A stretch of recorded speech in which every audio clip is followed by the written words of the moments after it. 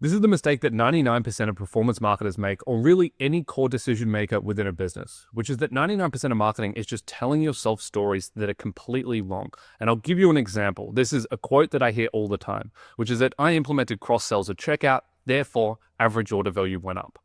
It's wrong. 99% of the time, causation doesn't exist. You're looking at correlation. Here's another example. One of our clients last week implemented 3 changes within their store. Number 1, they implemented cross-sells at checkout. Number 2, they launched new offers on the website. And number 3, we restructured the account. What happened? Average order value increased by 2%. Conversion rate dropped by 50%. It went from 4% down to 2%. So immediately, we start to draw a cross correlation. Well, we believe that the cross-sells probably was what increased average order value, and we think that probably the offers is what went and tanked conversion rate. And so what do? Well, we'll kill the offers. But guess what? Conversion rate stayed the same.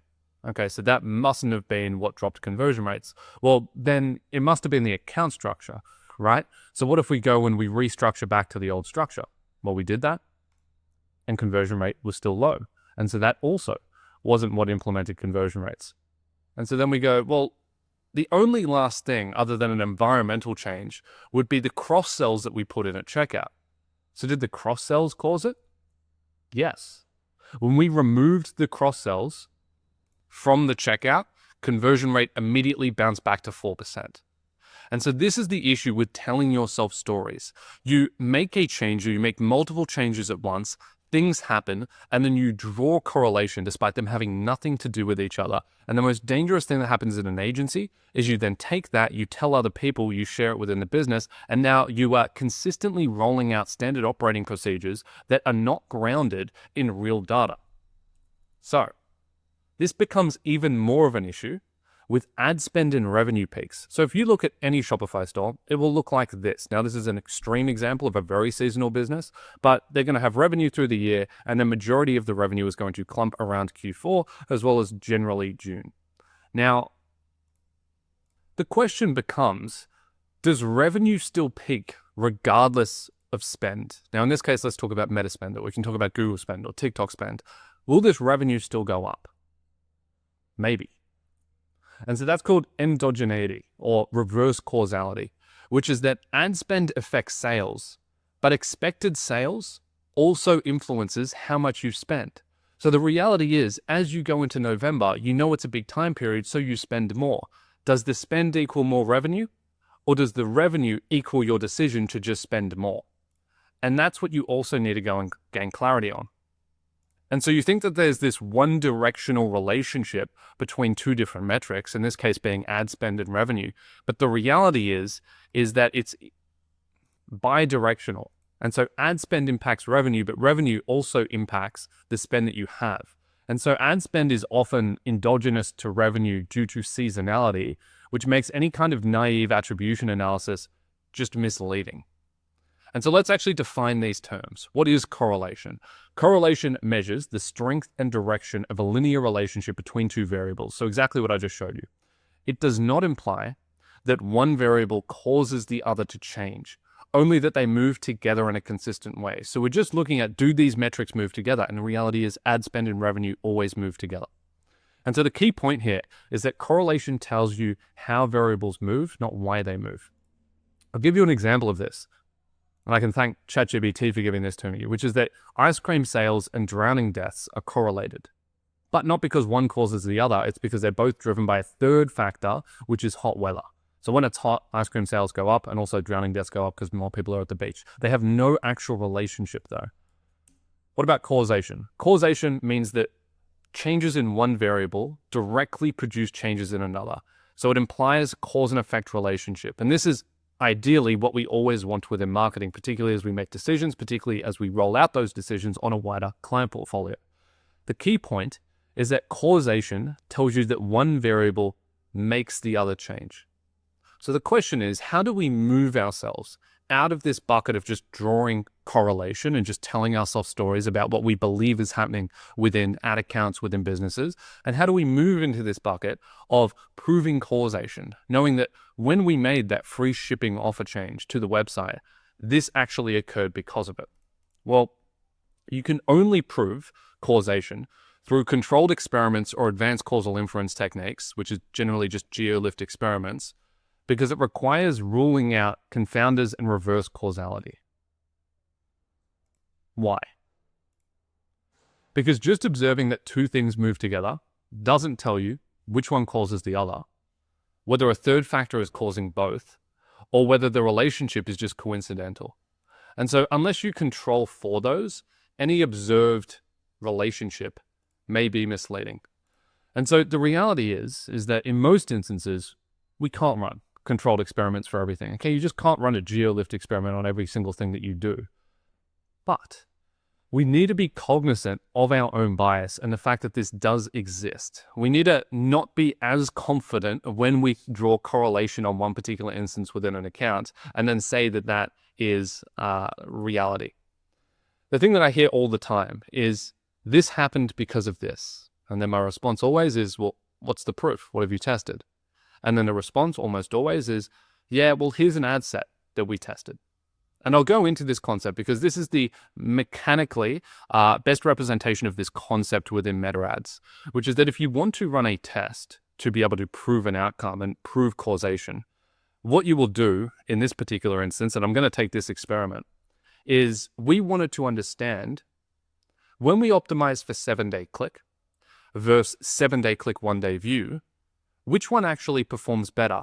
And let's measure them both based on 7-day click attribution, or even we can look at incremental attribution. Okay, let's use a measurement model that's consistent, but let's change the optimization function.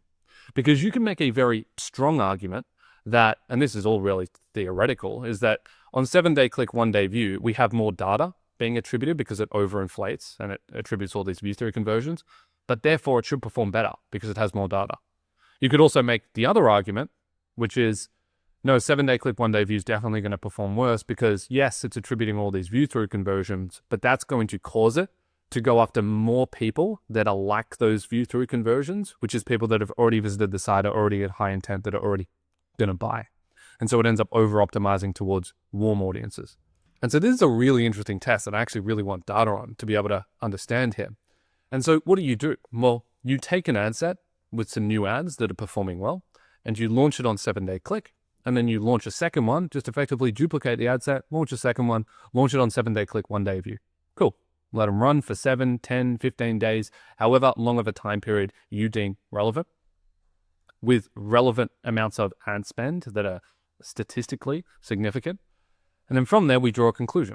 Now, the conclusion here was that the 7-day click, 1-day view ad set significantly outperformed 7-day click by about 2 to 3x.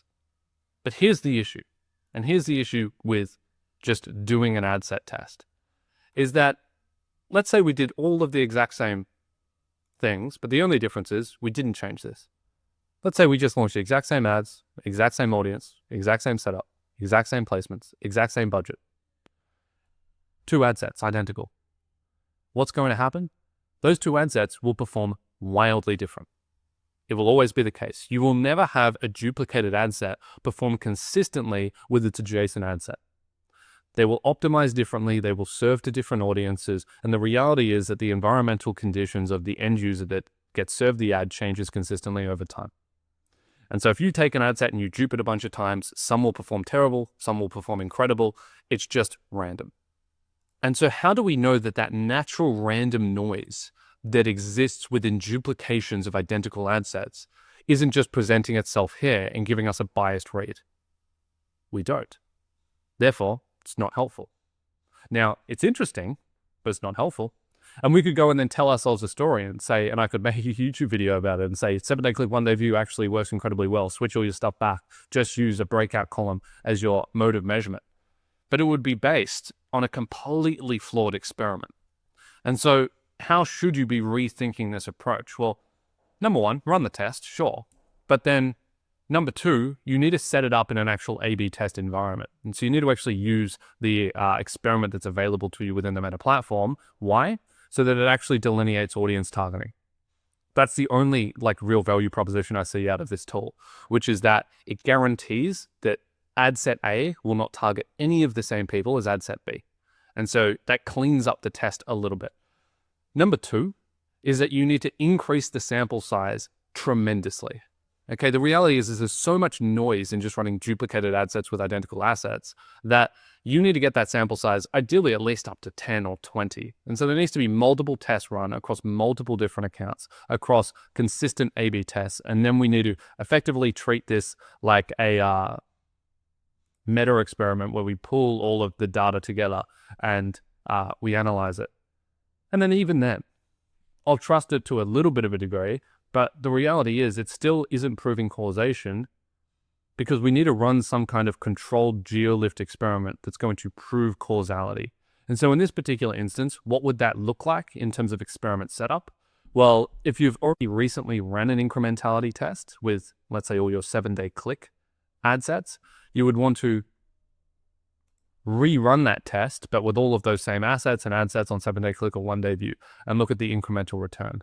Even better is you would do a multi-cell test where you would take multiple different states that we can draw strong relationships to be able to predict their future revenue outcomes.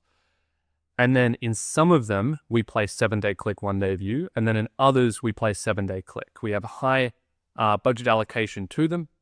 And then we measure the difference between incremental revenue lift or incremental CPA across those two different regions.